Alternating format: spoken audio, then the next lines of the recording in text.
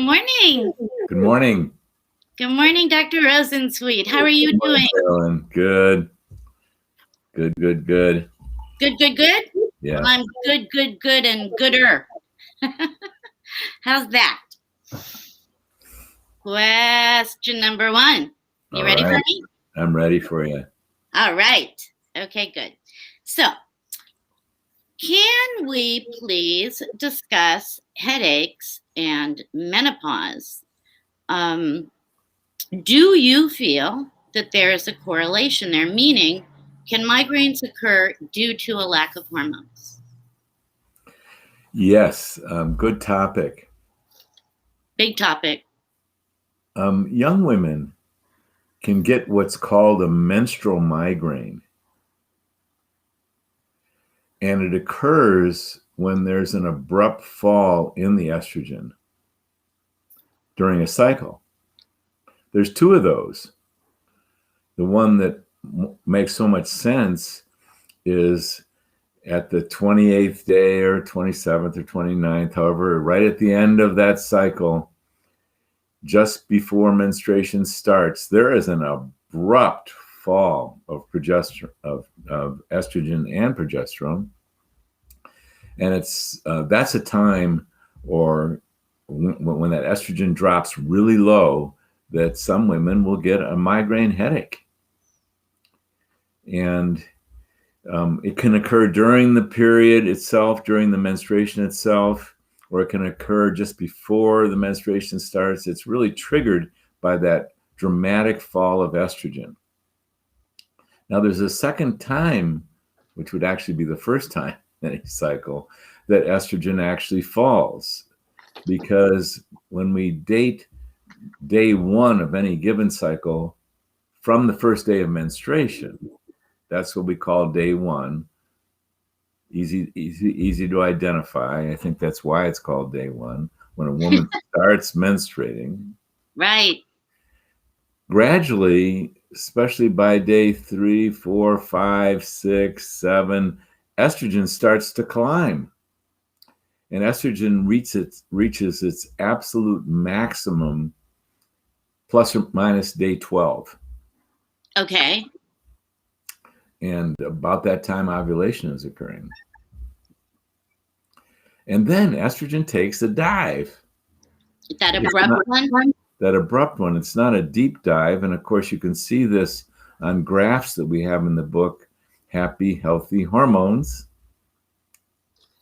Yeah, on day 12, that estrogen starts to decline majorly. It doesn't go all the way down as deep as it goes just prior to menstruating, but it goes way down to about 1/3 of what it was as its peak, and then it rises over the course of the next 2 weeks and actually achieves on about day 19 about 2/3 of what it was at its total peak on day 12. This is classic. Does it exactly behave like this? Well, yeah. And here's what it looks like graphically. Day 1, estrogen's at its lowest, gradually increases. Day 12, it's at its highest, then gradually decreases again to about 1/3 of what it was. And then that's when a woman's vulnerable for a migraine as well. It's in that first fall of that estrogen. And then estrogen gradually rises to about 2/3, and then it falls at the end of any given cycle. I don't know. I hope I haven't made that unclear. Here's the main thing. Estrogen falls twice during a month. Right. It falls mid-month from its absolute peak. It doesn't go down all the way. It goes down to about 1/3 of what it was is at its peak, and then it rises again, and then it falls majorly at the end of any cycle, like on day 28, for example. And it's that fall, that second fall, that will precipitate a period.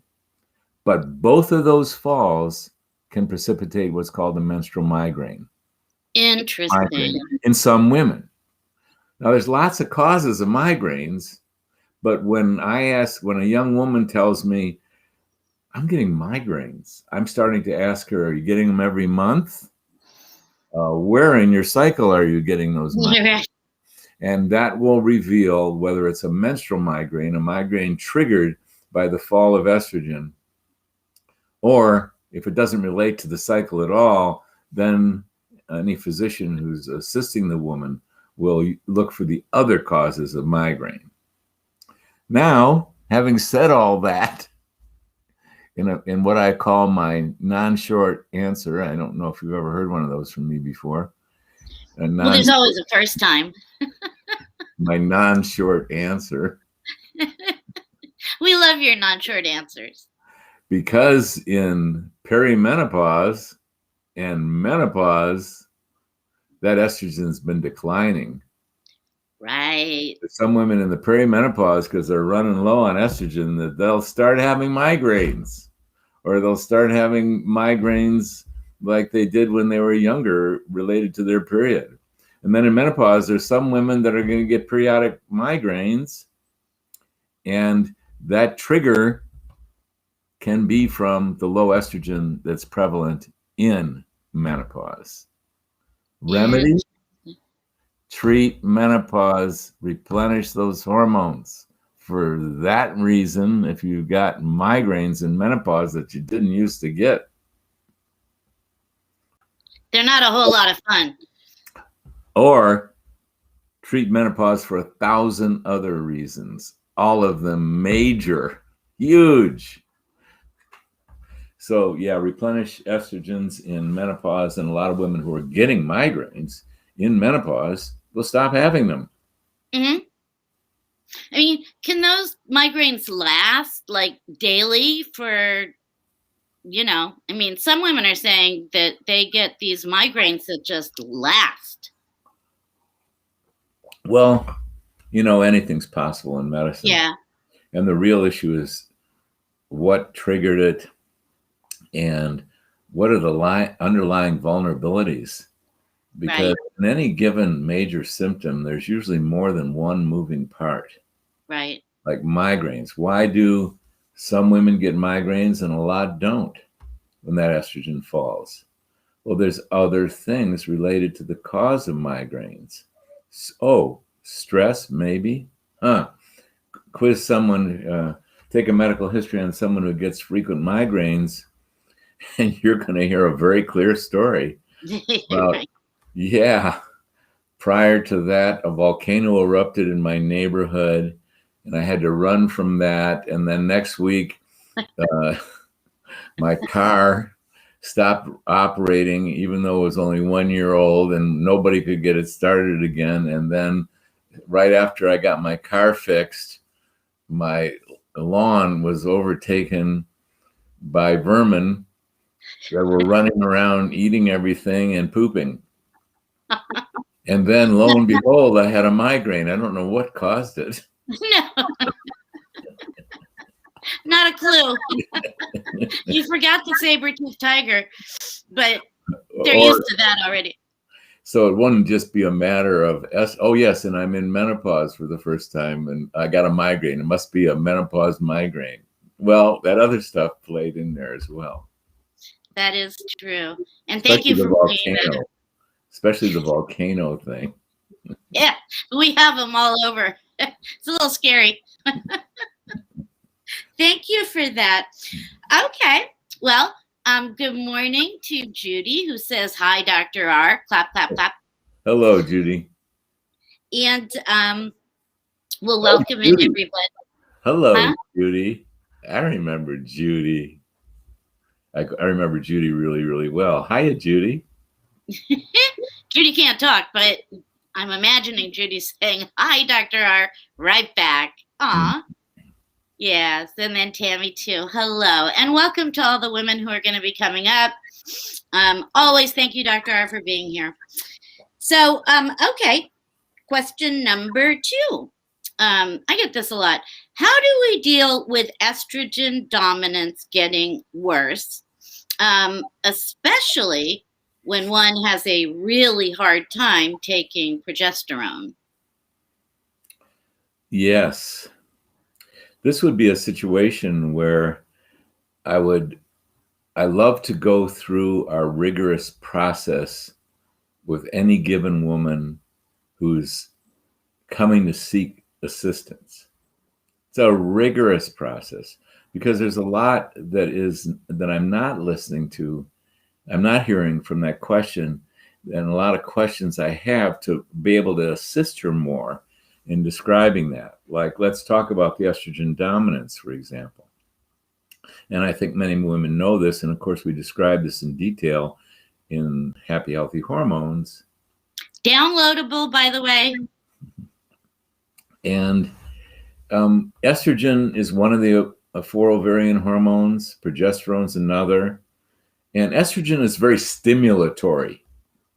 Now, it does it has receptors in almost every cell in the body. It affects bones, brain, arteries. It does so many things.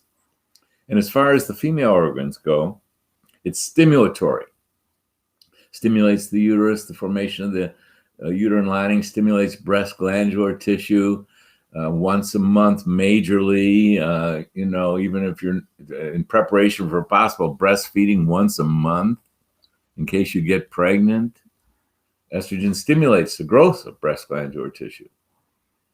And progesterone is the great calmer. Calms you down. As I said many times, if we injected the right dose of progesterone into anybody, we could be put to sleep so deep surgery could be performed on us. That's rather calming. Yeah, it's a little calming. And they're in beautiful orchestrated balance. And they can go out of balance. So estrogen stimulation, ordinarily balanced by progesterone calming, if that progesterone slips down, you don't get as much calming influence on this estrogen. Where's the calm? If the progesterone declines, you get an overbalance of the stimulation of estrogen. And that's what estrogen dominance is. Estrogen overstimulation is dominating the scene, not balanced by adequate progesterone. Got it. Remedy, and by the way, this is a very common phenomena where there's not quite enough progesterone. If a woman's ovulating, she's getting a wonderful, rich amount of progesterone, 100 times more than progesterone than estrogen. She's getting a tremendous amount of progesterone. However, what we know is that progesterone production from an ovary tends to decline earlier in life and deeper than estrogen does. We care about this so much, we've described this in detail with graphs in the book. So if progesterone is declining earlier and deeper than estrogen's declining, because all hormones decline from age of 20 when they're at their maximum output, if progesterone is declining earlier and deeper than estrogen, estrogen stimulatory effects prevail, otherwise known as estrogen dominance. How does that show up? It can show up as breast tenderness. Breasts are getting overstimulated, but they're not getting calmed down enough by progesterone. It can show up as uterine overstimulation, which can show up as cramps. So estrogen dominance has some consequences. And decline of progesterone is not the only cause of estrogen dominance. And that's why I prefaced all this with, well, there'd be more information I'd want to know to really be able to assist this questioner. Here's another cause of estrogen dominance. There's this phenomenal biology that takes place when we're stressed. Back in the day, I remember this very well myself. Back in the day, we'd be walking down the tundra, just talking and enjoying a beautiful tundric day. And out from behind the bushes would jump a saber-toothed tiger. And oh my God. Well, fortunately in those days, I could run super fast. Or if I had to take a stand against the saber-toothed tiger and go, "Don't you get near me, you beast," which I would often do. And I could seem so, if my memory is pretty clear on this. Well, I met you then, I remember. Yeah. Yes. I was carrying a club. You were. Never forget it. I could get very intimidating. How could we run faster than a saber-toothed tiger? Well, there's this phenomenal biology that kicks in that's called the biology of the stress response, or the fight or flight response. And what mobilizes the most powerful biochemicals we got for ourselves to mobilize. And at the vanguard of that powerful biochemical mobilization is adrenaline and cortisol. Wow, power chemicals to be sure. They've that blast of those internal chemicals triggered by stress have enabled moms to lift up cars. It's true. Lift up cars. So it's no fool around chemistry that comes into play there. And we tend to think of it as an adrenaline type thing, but it's so much more than adrenaline. The body is mobilizing everything it can to fight or flee from that saber-toothed tiger. And it recruits other powerful hormones. Estrogen, for example. Estrogen is a mobilizing, stimulating hormone. And where we see the consequences of estrogen overmobilization is in like in Olympic athletes, women Olympic athletes. They've been overtraining so often and stressing themselves in the training so often. So much of their estrogen is going down the stress Olympic pathway and is not available for the female pathways. So a lot of these young women, not all of them, but a lot of them are not menstruating. Right. And they have small breasts very often because it's not going down the usual female. Hello, Jason. Always great to think about you, Jason Jerabek, you wonderful doctor. Aw. Yeah, he's a wonderful doctor. Dedicated, devoted, caring human being. Hi, Jason. Back to the tundra. So another way that you can get estrogen dominance is by triggering the biology of the stress response. And here's the news for all of you out there in stress land. It doesn't take the saber-toothed tiger.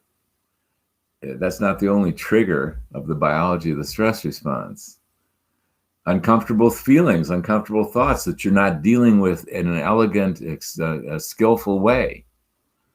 And if you're reacting to things in your environment or people in your environment, if you get all bent out of shape, being bent out of shape, so to speak, will trigger the exact same biology.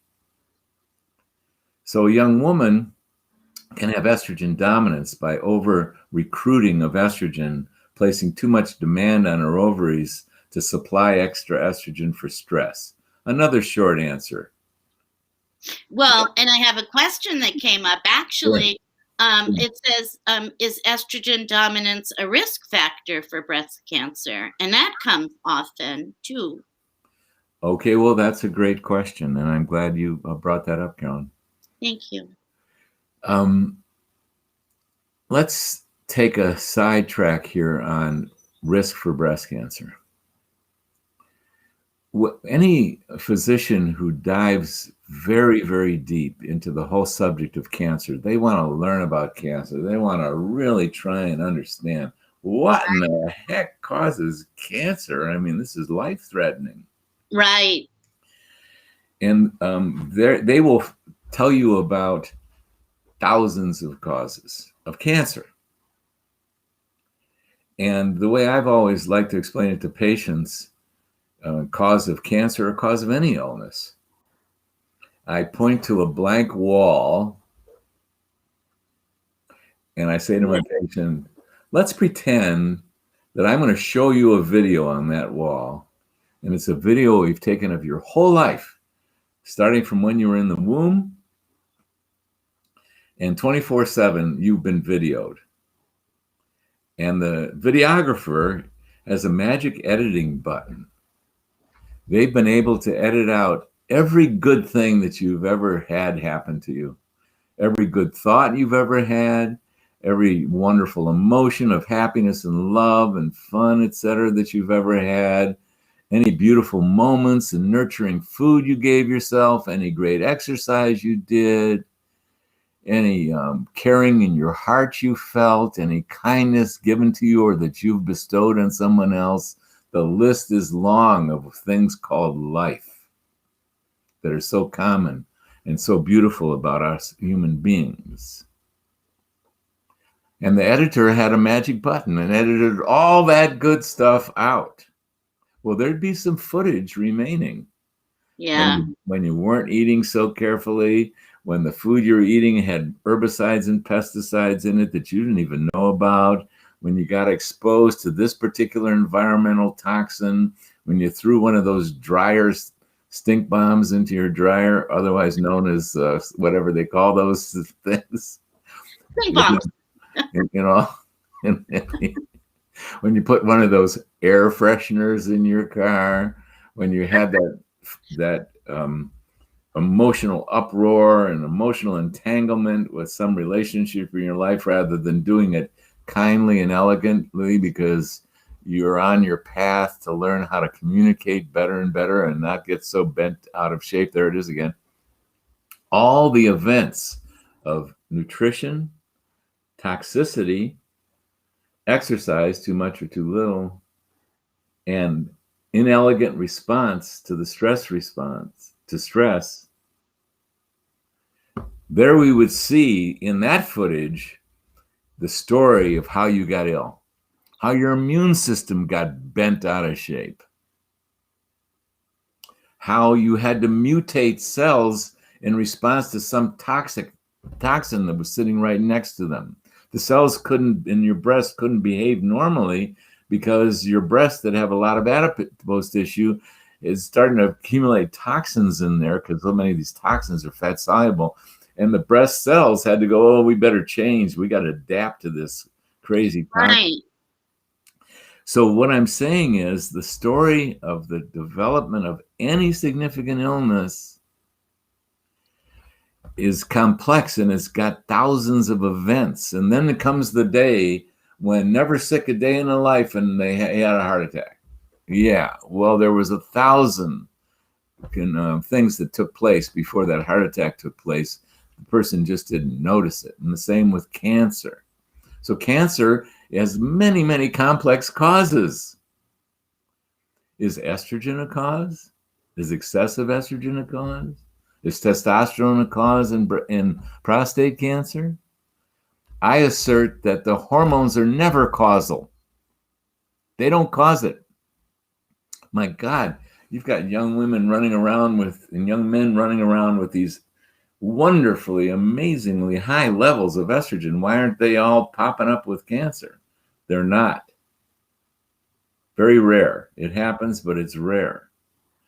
So when we talk about cancer, we want to wean ourselves away from our basic healthy biology causing cancer. It doesn't. There are plenty of causes to cancer. And then there's the mysterious. I'd start off by saying in the causes of any illness, there's the mysterious, and some of you may already know about a wonderful body of work done by Louise Hay, where she starts talking about the mysteries that relate to the development of illness. Like, for example, if someone has foot pain, now I'm not quoting Louise Hay exactly on this, but she'd say, oh, having trouble standing on your own 2 feet. Right. Shoulder pain. Oh, bearing the responsibility of your world on your shoulders. Stuff like that. And that's one way to look at it. And I, so many times in my career and for my own body, I have consulted Louise Hay to see, oh, I got right shoulder pain. I wonder why. What does Louise have to say about this? Yeah. And she's the doorway to what I call the mystery, the not ordinarily explainable, but really valuable. But in the development of cancer and any significant diagnosis, there's mysteries that I, as a physician, can never explain.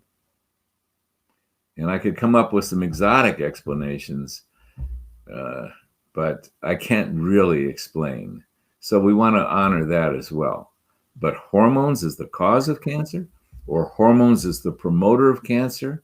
I'm going to take a strong stand and say no. And we refer you to your father's friend, Avram Blooming, that we refer to so much in this book that's over my shoulder, this white one here called Estrogen Matters, for a real wonderful story about how estrogen does not cause cancer. So another short answer from me. It is a great question, though, and it comes up a lot, and women are still scared, and we know why, you know? And so, yeah, thank you for answering that. Oh, sorry about the work being done in this animal showing up. We're making him disappear. Thank you for that answer. And welcome everybody, Iowa and Lean, again, Jason, and hi, Dama. Okay, so here we have another question. Questioner says, I am in my second year, I think she means of menopause, at age 60, and I cannot take hormones because I used to smoke, and I am afraid of getting cancer. I am hot flashing every half hour or so. My doctor put me onto an antidepressant. And I might get a hot flash now and then, but it's worked. So it made my moods better too. But I'm wondering about your thoughts in regards to this. My smoking, hormones. Do you take, not to take?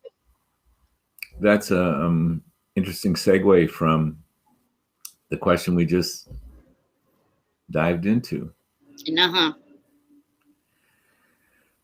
Well, number one, I do not directly relate smoking to hormones or hormone treatment. Zero. I do not connect those two dots.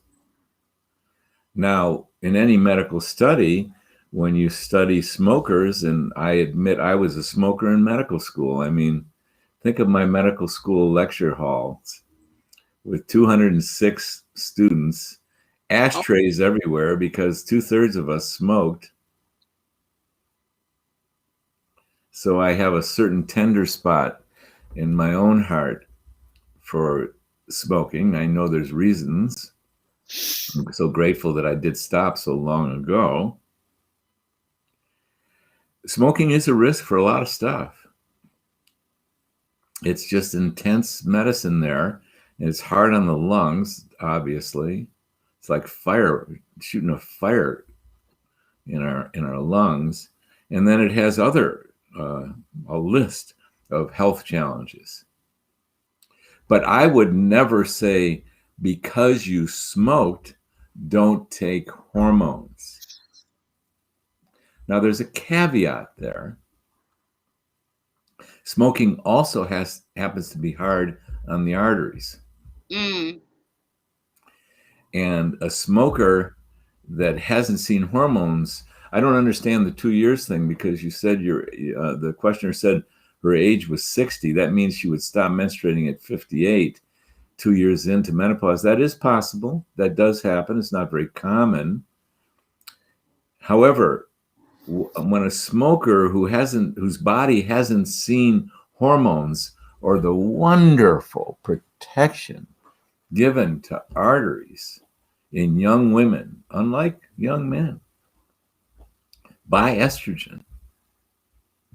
If a woman's 10 years into menopause and her arteries haven't seen that estrogen protection, we will very often, we go case by case on this, want to do a special investigation into the health of the coronary arteries prior to starting on hormones. Here's why. If a woman has developed coronary arterial sclerosis without the protection of that estrogen, and she forms a clot, because it's easy. A roughened arterial surface is a place that provokes clots. We want to find out if that clot is in there before we just treat her with hormones. And we do so by referral to a cardiologist. They've got wonderful techniques.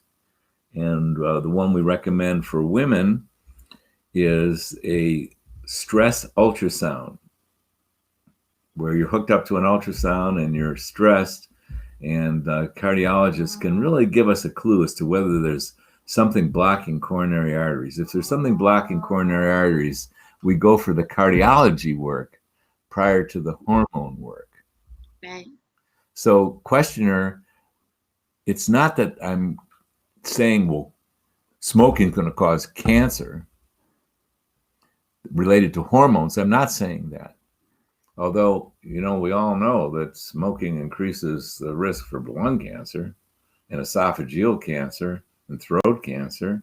It does, because it's such harsh treatment.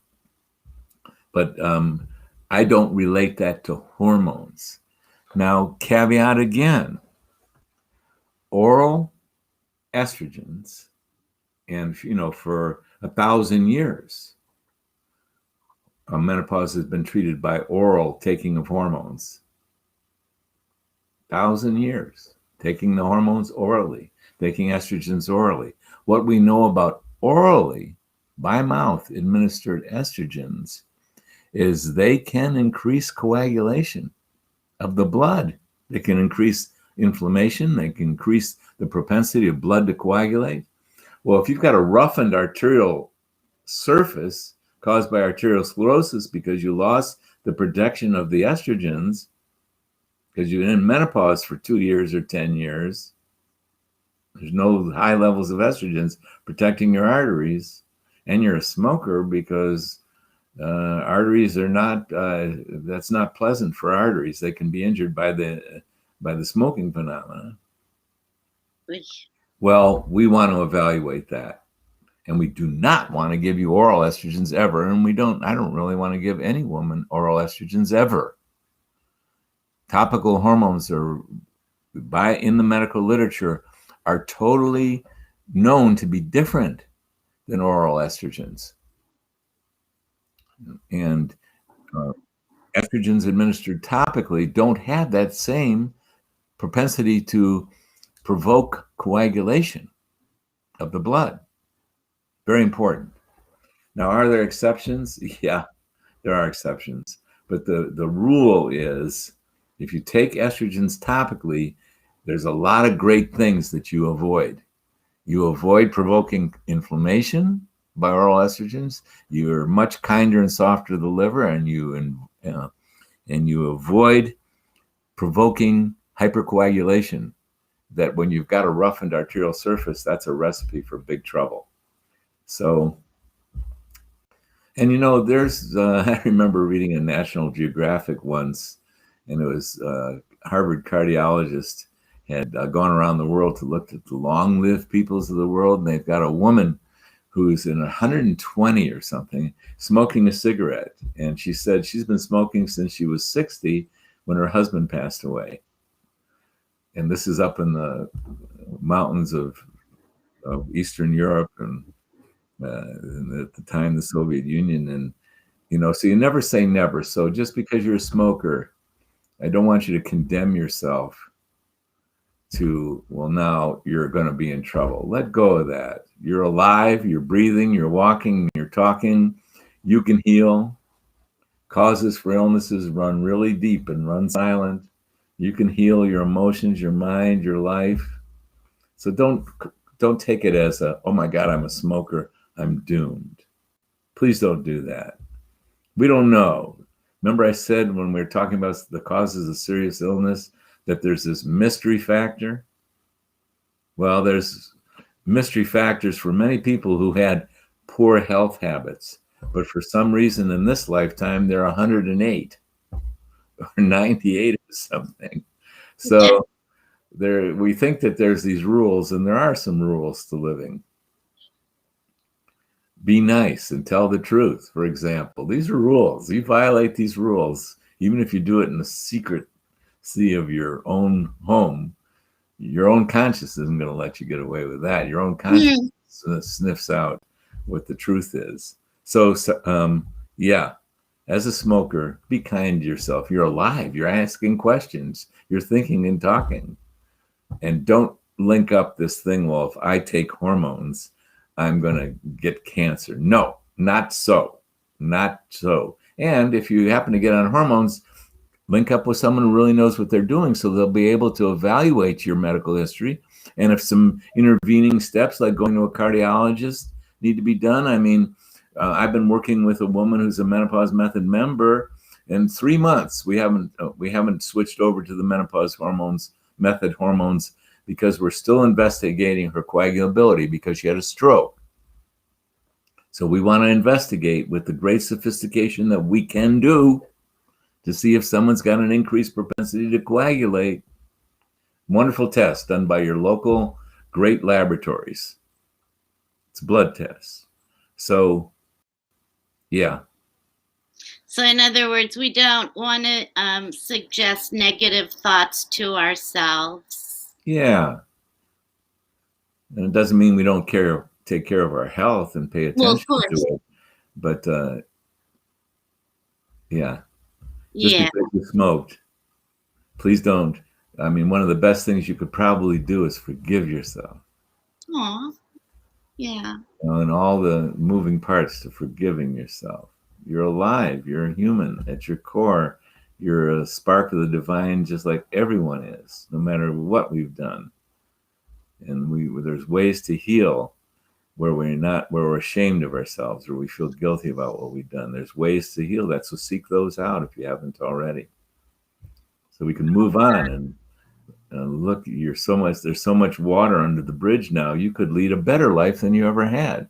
And hormones might help you with it. Just find an expert who knows how to pay attention to the technical details. It's beautifully put. And Louise Hay is something else. Yes, absolutely. Great books with her. Thank you for that answer. It gets into some really kind things to my heart anyway. The forgiving yourself and so on. It's really important each day. Like you say, your life is going to matter as much to you a week from now, a year from now, 10 years from now, 20 years from now, right? Might as well live it. Here's a technique. There's many skills that you can acquire around forgiveness, and there's thousands of teachers from Alcoholics Anonymous, etc., that have wonderful skills to help you with the subject of guilt and shame.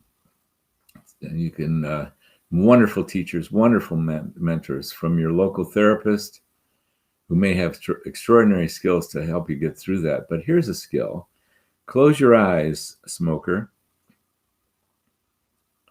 And when the subject of smoking is brought up,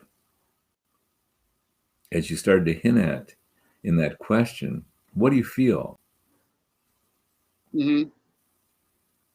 Or whatever your indiscretions are. Close your eyes. Everyone out there in the audience, including me, let's close your eyes. And let yourself contact things that you don't feel good about yourself, about choices you've made.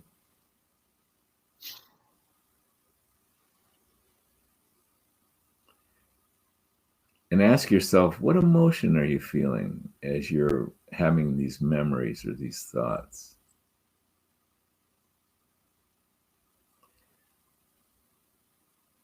And focus in on that emotion. It's a skill to enhance if you don't already have this skill. It's the ability to identify what you're feeling and to feel it. And allow it to be the energy that it is. This is not something you have to get rid of. If you feel shame, for example, shame's the feeling like there's something wrong with me. Or guilt. Guilt's the feeling we have when We feel like we just do things wrong and we've done things wrong. Just feel the feeling. Breathe and feel the feeling. Hone in your skill on identifying and feeling uncomfortable feelings. Breathe and feel it. And you're the big tent. You're the one who has the ability to allow what's going on in yourself in any given moment to be there and to accept it. Allow it to be the energy that it is. This is a practice of acceptance. Mm-hmm. This is a practice of unconditional love. Mm-hmm. So, smoker, if you feel fear when you think about that smoking and you feel fear of cancer, let yourself feel the fear. And allow it to be the energy that is. You're the mom, you're the dad, you're going to parent yourself, you're going to be the safe space, you're going to be the acceptor. And take a deep breath. And open your eyes. And that's a skill that many of you can increase if you're not already really familiar with it. It's you identify what you're feeling and you allow the feelings to be what they are and you accept them. That's one way. Yes. That's a moving part in the process of forgiveness. You accept what's so now. What's so now. If you feel shame now, like there's something wrong with you, you become conscious of it, you feel it, and you accept it for what Thank it you so much. is. And many of you, if you do this well, you're going to notice shame is going to melt and you're going to feel relief.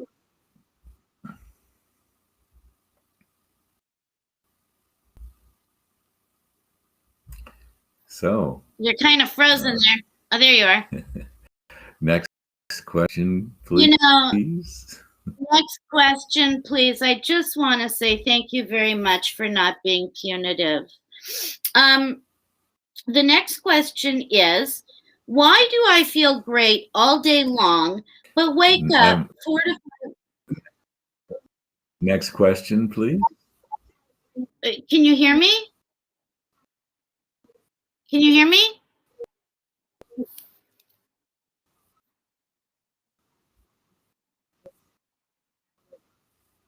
Dr. R?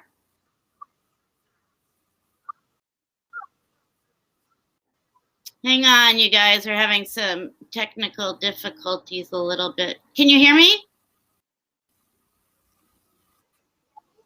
Oh, we're getting of that breakup stuff. I can hear you. Yes, I can. Okay, can you hear my question? The question is, why do I feel great all day long, but wake up 4 or 5 times per night? I can hear you, but we've got we're having some breakup.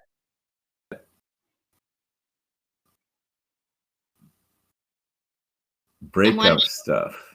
Yeah. I'm not sure what to do here.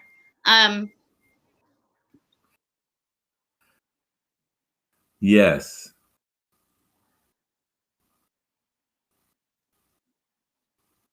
Should I try again? I'm going to take a minute. Can you hear me, Ellen? Yes. I can.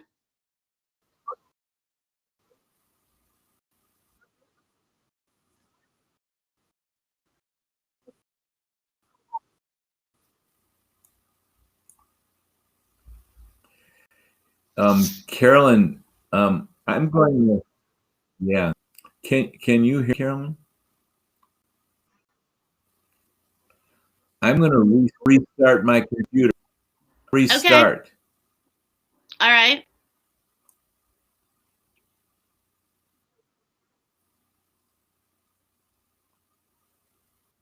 Restart. I'm going to restart.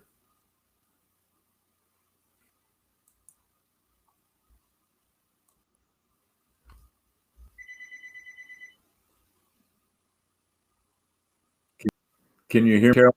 I'm going to reset. Okay.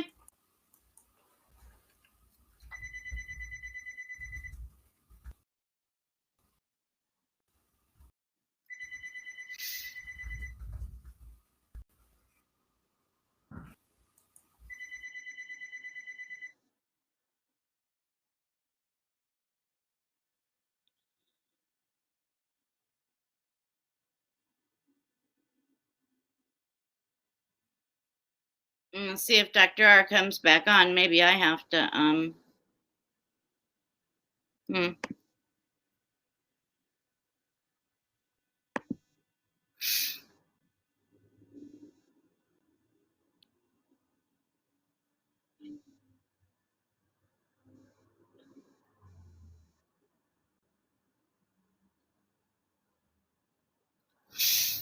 hang on. I know. I don't know where he went. Hang on. Let's see here. Yikes.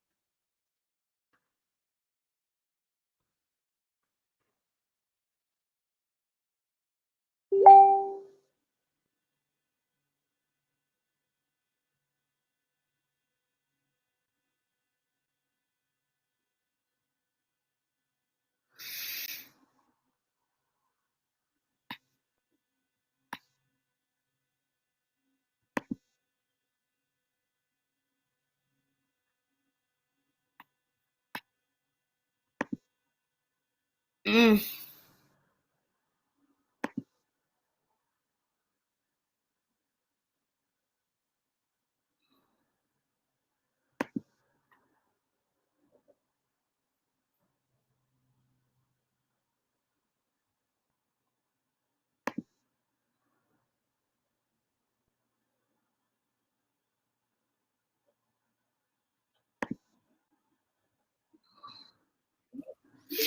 I can. Yikes. You have to get out of your other computer entirely. You have to shut down your other computer. My other computer's.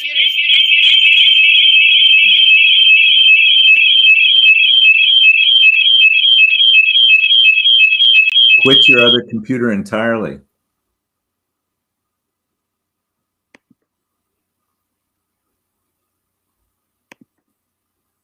There you go. Well, we might be back. I'm not sure. We're on some other planet, maybe, but it's okay. We switched. I think we're here, so let's just continue and see how. There we go. Because I got the question. Okay, the question is, and thank you everybody for your patience. Why do I feel great all day long, but wake up 4 to 5 times per night from a hot flash? I do drink red wine. I'll have like 1 small glass, maybe 2. Could the wine be doing this? I do take all 4 hormones. Thank you. I don't understand why I feel fabulous all day, but during the night I'm a mess. You know, it's a common thing that things go bang in the night. Mhm. And I've heard this story hundreds of times where a woman does well during the day, but it's the night stuff. And there's a variety of reasons. Well, you did mention wine, and I think I'm amazed of how strong and intense alcohol is as a harsh and health challenging and life challenging substance.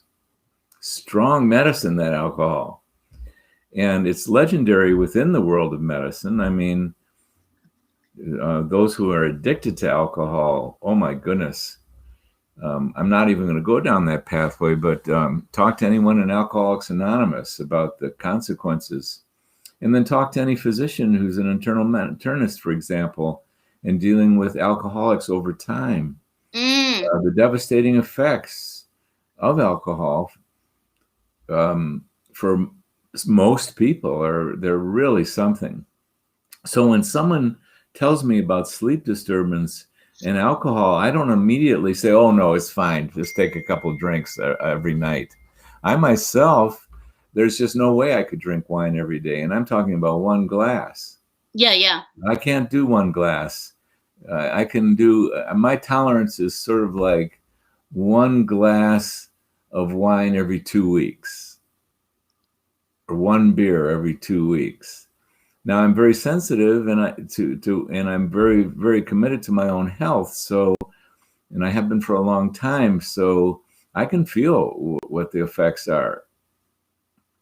And, you know, occasionally I've had 2 glasses of wine.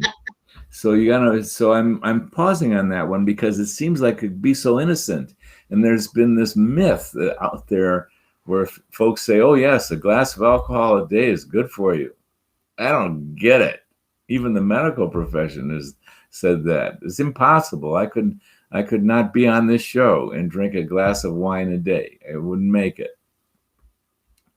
So, but the hot flashes in the night, well, then we want to ask, why do you get a hot flash at night? Well, it's so common for one thing, and they're sleep disruptive, as this questioner knows ever so well. And I've had my own theories about why things go bang in the night. You know, during the day, we're busy. We've developed these rather sophisticated repression mechanisms and avoidance mechanisms.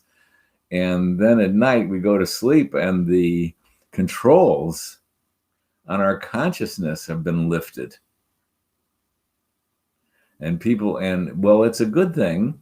And I think that's part of what uncomfortable dreams are is, okay, what you weren't dealing with during the day, you got at least some kind of recovery mechanism to send in a safe way uncomfortable feelings and thoughts and images. You can outgas them in the dream state. Now, I'm sure anyone who cares deeply about dreams would have a lot more to say about dreams than simply outgassing in the night of things you didn't handle during the day. But people can get triggered in the night. And it's part of the stress response, for example. And the hot flash is very close at hand for any kind of stress and increased demands in the night. So I don't know why that's so, but something's off. And it's the same old story. The way that we approach a woman in menopause is we go through a very rigorous process. That's a very common process in every branch of medicine. Any physician, naturopath, chiropractor, medical doctor, osteopath, you name it. The approach is very similar. You try and gather a lot of information about the individual patient sitting in front of you, and we have some wonderful ways to do that. For example, the menopause method, we have a very extensive questionnaire, and you'll learn a lot about the individual patient, and you get the clues. And we zero in on the individuality of that individual patient. So there's just simply not enough information. And if you're saying that the hormones aren't handling these hot flashes in the night, I say, well, let's zero in on why that's so, because there will be reasons for that. And it could be the common stuff, like the hormones aren't exactly proper, the balance of the hormones, the dosages of the hormones, the relationship of how your liver manages the hormones, your gut's relationship to the liver. I mean, causes are always there, and healing is always possible. So with due diligence, for anyone who's taken this on as their life work, and in the world of menopause, I've always said to everyone in our audience, your job is not to try and figure this out yourself. Your job is to go shopping and find someone who really understands and has taken on the whole subject and specializing in hormones and menopause. And then, of course, there's various other types of physicians and health-oriented providers who take on the details of, gee, why are you having trouble? Is your liver okay? Do you need to detoxify? Is your diet okay? All the moving parts that relate to why your situation, the questioner who's saying, I got hot flashes at night and something's not going right. Your job is to find someone who this is what we do. We like to zero in on what's going on and figure it out. And because here's the main thing, healing's possible. Sometimes when we're in the midst of these symptoms or these illnesses, we get hopeless and we go, there's nothing we can do about this. Well, no, that's not true. And in the course of my 50-year medical career, I've heard stories about people who have healed things that you can't believe that they could have healed this. They're just so out there as to severity, and they do. And it's wonderful. Yes, so, it is. Healing is possible. Healing is possible. Healing is possible. Oh my goodness, Carolyn Shapiro. It's the Venus Hour. Yep, it's the time. It so is I'm going to move but on. You know what? We made it. Yeah. We made it through every question. All right, good. Thank you once again, Carolyn Shapiro, and I'm going to see you on Tuesday.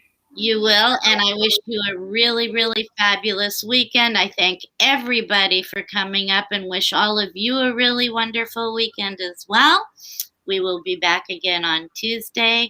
Happy, health, safe, and really enjoyable, pleasant sleep at night, for sure. And we will see everybody later. Thanks for today, Dr. Rosensweet. Thank you, Carolyn. Okay, bye. Bye-bye.